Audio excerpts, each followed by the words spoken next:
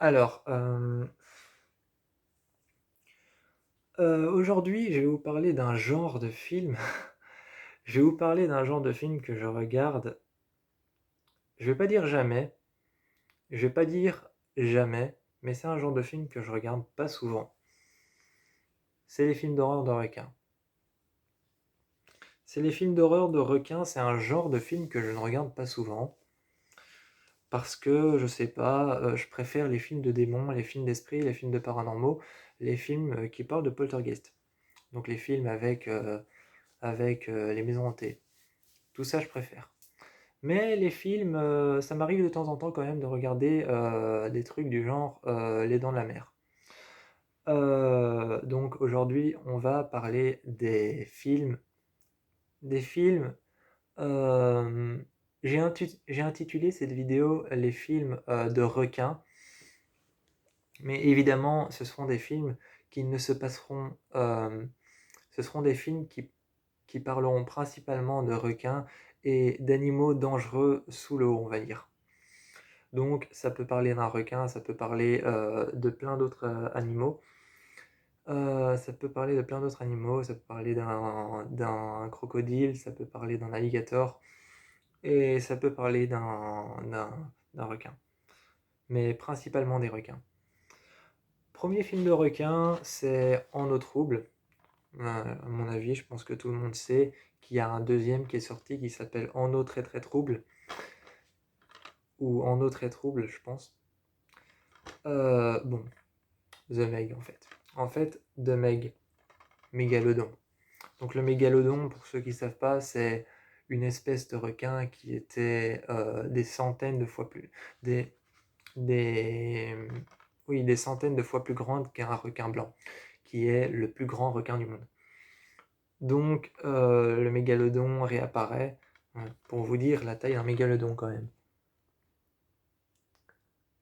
Ça c'est un requin blanc. Ça c'est un requin blanc, pour vous dire la taille d'un mégalodon. Donc voilà, en fait c'est un requin préhistorique qui existait à la préhistoire et il est gigantesque. Et donc l'histoire c'est simplement qu'il réapparaît pendant la période de maintenant.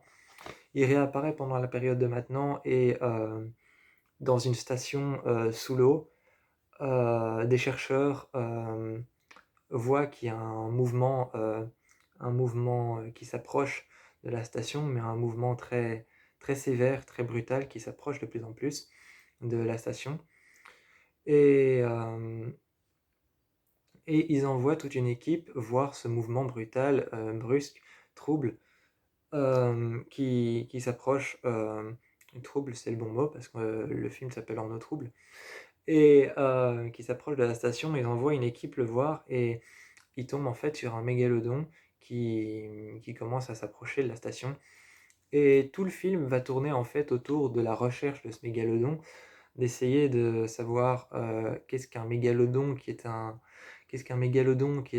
fait un requin préhistorique et qui date de la préhistoire fait ici en 2000, dans les années 2000. Qu'est-ce qu'il fait dans les années 2000 dans, au 21e siècle? Qu'est-ce qu'un mégalodon fait ici dans l'eau, dans la mer?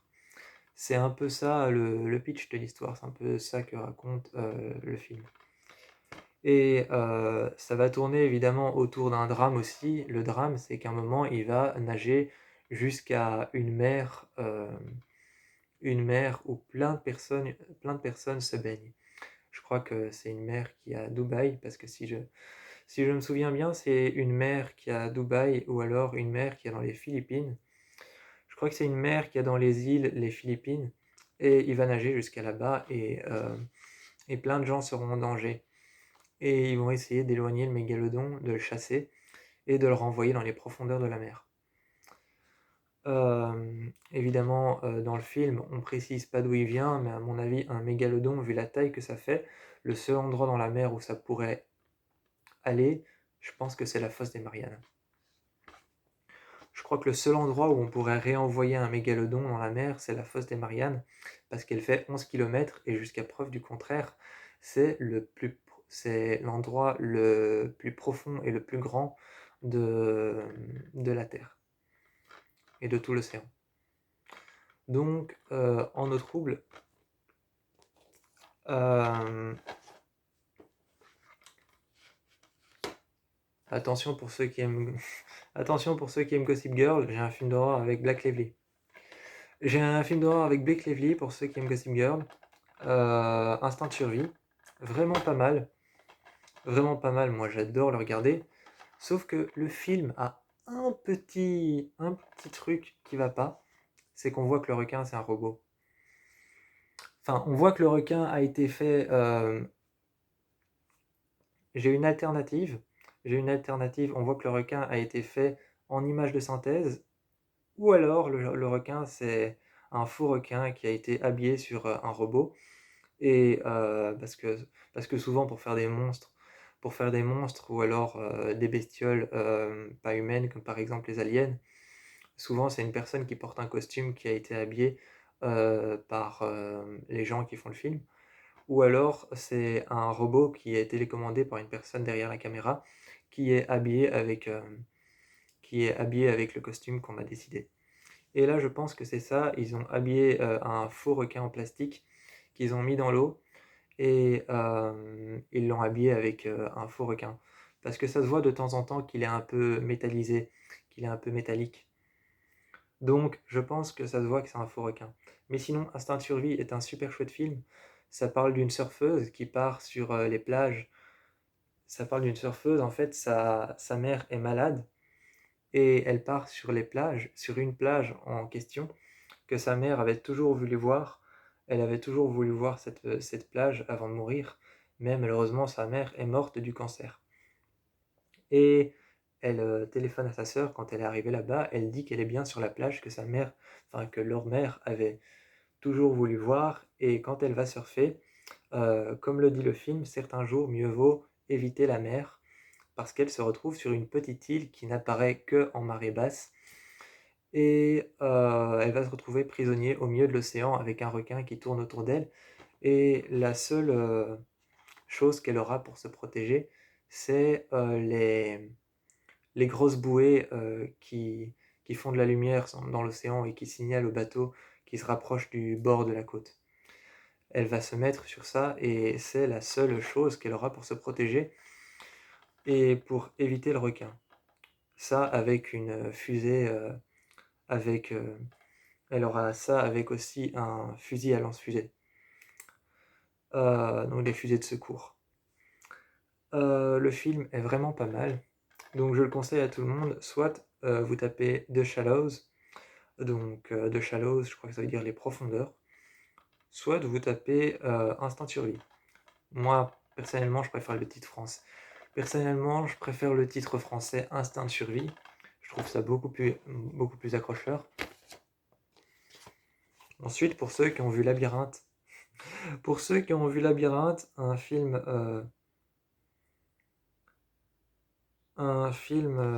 de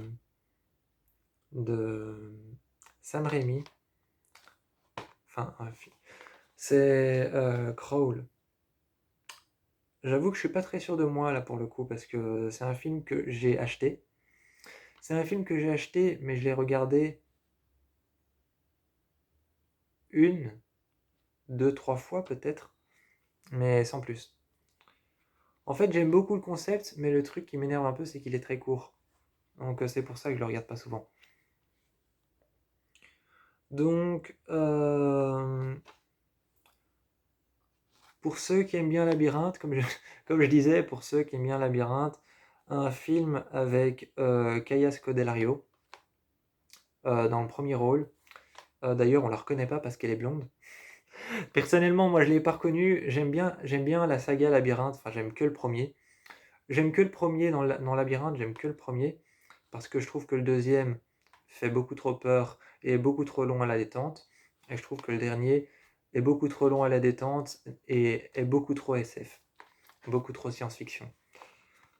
Donc pour ceux qui aiment bien Labyrinthe, un film d'horreur qui se passe dans l'eau avec Kaya Scodelario, c'est Crawl. C'est une jeune fille qui revient, c'est une jeune fille qui revient dans la maison de son enfance lorsqu'il y a un vortex Donc il y a il y a une alerte à l'ouragan qui frappe la ville dans laquelle il y a la maison de son enfance. Et elle doit justement revenir dans la maison de son enfance parce que son père y est revenu pour faire des travaux. Mais il y a un vortex, il y a un vortex et une alerte à l'ouragan qui frappe l'endroit où se trouve sa maison de vacances. Et la maison de son enfance, donc la maison dans laquelle elle va. Et elle se retrouve à l'intérieur de cette maison, prisonnier avec un alligator. Et elle va devoir essayer de battre cet alligator, seulement l'alligator a pondu des œufs, donc elle va se retrouver avec 3 alligators différents dans la maison. Je crois qu'il y en a 3 ou 2, je pense qu'il y en a 2. Je pense qu'il y en a 2. Elle va se retrouver avec 2 alligators et elle va essayer de les combattre. J'aime beaucoup le film, il dure 1h29, donc presque 1h30, ou alors 1h27. Je pense qu'il dure 1h27 en fait. Crawl est plutôt pas mal, c'est par le réalisateur de Dawnbreak, La Maison des Ténèbres, et par Evil Dead. Donc on est sur quand même 2 beaux films d'horreur qui ont fait Crawl, qui raconte l'histoire de cette jeune fille qui revient dans la maison de son enfance et la maison dans laquelle elle avait vécu petite. Et elle revient dans cette maison, la maison de son enfance, parce que son père est parti y faire des travaux, je répète, hein, pour ceux qui n'ont pas entendu. Pour ceux qui n'ont pas entendu ou qui n'écoutaient pas, je répète, elle revient dans cette maison parce que son père est parti faire des travaux. Et elle se retrouve face à un alligator et ils vont devoir combattre cet alligator pour sortir de cette maison. Pour sortir de cette maison, ils vont devoir le combattre. Donc, à conseiller pour ceux qui aiment bien les films aquatiques, les films d'horreur aquatiques.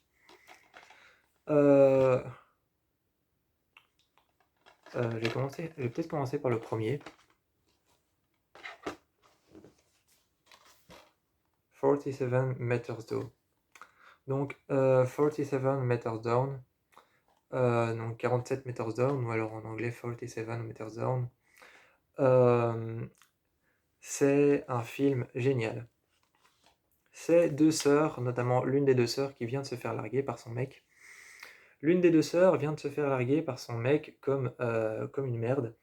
Et sa sœur lui propose de partir en excursion. Et quand elle dit excursion, elle veut dire de partir sous l'eau dans la mer et de faire cette expérience que peu de gens connaissent et que peu de gens feront dans leur vie.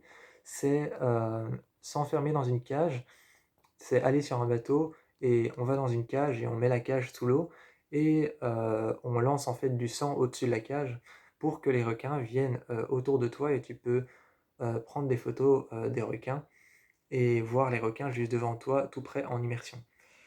Sauf que dans 47 Meters Down,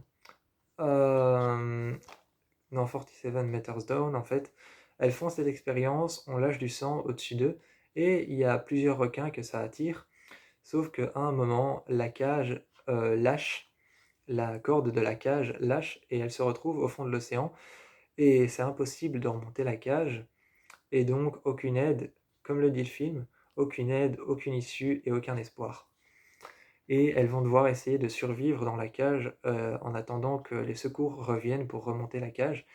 Et le film est plutôt pas mal et raconte l'histoire de ces 2 filles tout au fond de la mer qui affrontent des requins enfermées dans une cage. Elles affrontent des requins à 2. Donc ça raconte l'histoire de ces 2 sœurs qui affrontent des requins enfermées dans une cage tout au fond de la mer en attendant que les secours reviennent les chercher et remontent la cage sur le bateau. Et très récemment, il y a 47 Meters Down Uncaged, donc sans cage, qui est sorti, qui raconte l'histoire d'un groupe de jeunes, notamment une jeune en particulier qui est détestée par un groupe de jeunes et qui a plein d'autres amis, qui un jour lui dit à cette fille, bah tiens, si tu veux impressionner les filles qui te détestent, là-bas le groupe de filles qui te détestent, si tu veux les impressionner, viens, on a trouvé un endroit où il y a des requins, et on va aller nager avec, et on fera des photos. Quelle idée, franchement, quand t'as pas de cage. Donc, elles partent nager, surtout que le pire c'est qu'elles partent nager, et le truc se trouve en dessous de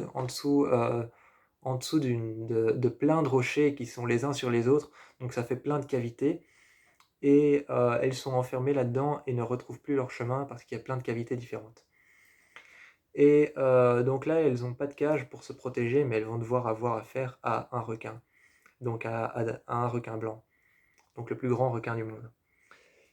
Et donc, sans les cages, toutes ces jeunes filles ont affaire à un requin blanc et vont devoir essayer de sortir et de trouver la sortie, même si elles ne retrouvent plus la sortie parce qu'il y a plein de cavités différentes et qu'elles sont entre les rochers d'une grande falaise qui est dans l'eau.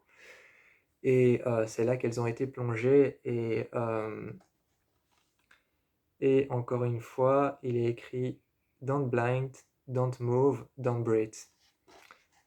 Ce qui veut dire Don't move, ne bouge pas. En gros, don't blind, don't move, don't breathe. Ça veut dire ne bouge pas et ne respire pas.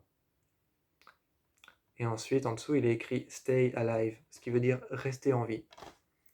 Voilà. Donc, elles ne doivent pas bouger, elles ne doivent pas respirer. Et je ne sais pas ce que veut dire le premier, mais c'est sûrement ne pas remonter à la surface. Et tout ce qu'elles doivent essayer de faire, c'est rester en vie. J'ai vu le deuxième, il est terrifiant. Il m'a fait mais une peur noire parce que j'avoue que moi j'ai vraiment peur de l'océan. J'ai peur de l'océan, je déteste l'eau, j'ai peur de l'océan et j'ai peur des bateaux, j'aime pas ça du tout. Et pourtant, j'adore faire des histoires sur les bateaux, j'adore les histoires avec des bateaux. Mais je déteste les bateaux. Tu me dis un jour, on va sur un bateau, tu ne m'as pas. Donc voilà, ça c'est mort. Déjà de un, tu me dis, viens, on va sur un bateau, tu ne m'as pas, je reste sur le bord et je t'attends. Et pourtant, j'adore regarder des films qui se passent sous l'océan et je déteste l'eau. Je déteste aller nager, j'aime même pas les piscines. Donc, pour vous dire à quel point 47 Meters Down Uncaged m'a fait une peur bleue. Et c'est le cas de le dire. Donc, à conseiller aussi, le dernier, je l'ai mis dans la... Le dernier, je l'ai mis dans l'eau, mais je l'ai mis dans l'eau, c'est un film français. C'est un film français qui s'appelle The Deep House. En fait, c'est un couple qui fait de l'urbex. L'urbex, c'est cette discipline qui est d'ailleurs interdite. C'est une discipline qui est d'ailleurs interdite. Elle est interdite seulement si tu le fais sans avoir le permis de le faire.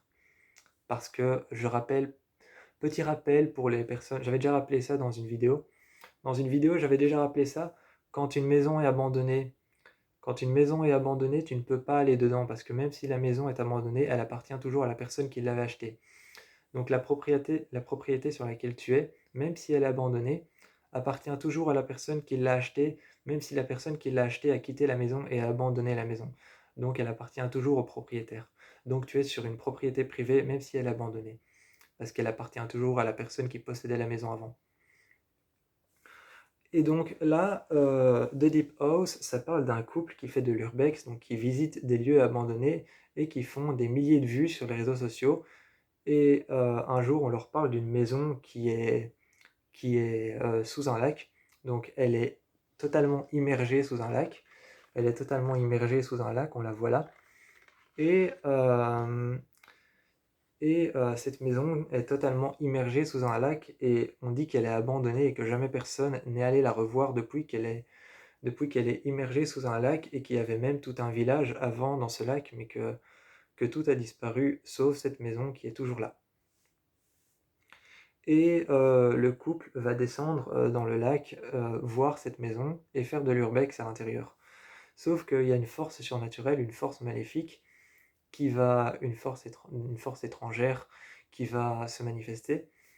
Je sais pas si c'est maléfique, c'est plutôt une force étrangère qui va se manifester dans la maison et... Ah non, je crois que c'est une force maléfique parce qu'à un moment dans le film, il y a un voile. Un moment dans le film, il y a des grands rideaux blancs et un voile blanc qui apparaît derrière. Et il y a une caméra de cinéma qui se met en route sous l'eau. Oui, me demandez pas pourquoi, mais il y a une caméra de cinéma qui se met en route sous l'eau avec un projecteur sur les rideaux et on voit apparaître des rites sataniques. Donc il y a une force maléfique qui les enferme dans la maison et qui les retient à l'intérieur de la maison. Et ils sont prisonniers dans la maison et ne savent plus sortir et essayent de s'en aller en remontant à la surface. sauf que la maison essaye de les garder sous l'eau. Et je l'ai mis dans les films qui se passaient sous l'eau parce que il n'y a pas de requins, il n'y a pas de requins, il n'y a pas d'alligators, il n'y a pas de crocodiles, il n'y a pas de méchants monstres des marais, il n'y a rien. Il y a simplement deux personnes qui vont dans une maison sous l'eau et qui se retrouvent enfermées et qui savent plus remonter. Il s'appelle Deep House, c'est un film français qui a d'ailleurs été tourné en France dans un lac français, je sais plus lequel. Et, euh, et donc voilà, comme il le dit sur le DVD, comme il le dit sur le DVD, une noyade dans la terreur, un concept inédit et puissant. Sous l'eau, personne ne peut vous entendre crier et inspirer profondément. Donc voilà, donc de tous les films qui se passent sous l'eau que je vous ai sortis, celui-là évidemment je l'ai mis simplement parce qu'il se passait sous l'eau aussi, mais il n'y a pas de requin, il n'y a pas d'alligator, il n'y a pas de mégalodon et il n'y a pas de il y a pas de requin, pas d'alligator, rien. C'est juste deux personnes qui vont faire de l'urbex dans une maison sous l'eau. D'ailleurs, j'ai connu quelqu'un, j'avais un petit copain, qui faisait de l'urbex. Un jour, il m'a proposé d'en faire, j'ai jamais fait, j'ai jamais accepté, donc je sais pas ce que ça fait de faire de l'urbex. Mais voilà. C'est aussi la raison pour laquelle j'ai acheté ce film, parce que j'avais un petit copain qui faisait de l'urbex et qui m'avait proposé, mais que j'ai jamais accepté, donc je sais pas ce que ça fait. C'est aussi la raison pour laquelle j'ai acheté ce film, parce que je voulais savoir un peu à quoi ressemblait l'urbex, parce que je n'avais jamais vu, je n'ai jamais accepté et je n'en ai jamais fait. Je n'en ai jamais fait. Donc c'est aussi pourquoi j'ai regardé ce film, et je le trouve plutôt pas mal, il dure 1h30 je pense. C'est un film français. Donc voilà, je vous conseille Deep House, enfin Deep House ou The Deep House.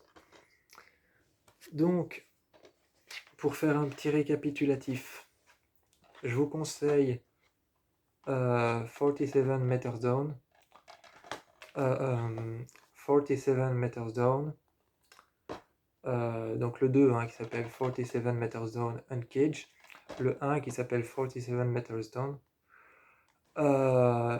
et Crawl. Je vous conseille, pour ceux qui aiment bien Gossip Girl, Blake Lively, Instinct de survie. Mégalodon pour ceux qui n'ont pas vu le 2 ou pour ceux qui ont vu le 2 et qui n'ont pas vu le 1. Je vous conseille ça. Et donc voilà, ça c'est un peu tous les films qui se passent. C'est pas tous les films qui se passent sous l'eau parce que j'en ai encore d'autres qui se passent sous l'eau, mais ça c'est vraiment tous les films avec des requins et avec des alligators qui se passent sous l'eau que je vous conseille vraiment. Moi je vous fais plein de bisous et je vous encourage à aller voir tous ces films d'horreur qui se passent sous l'eau avec des requins et des alligators qui sont géniaux.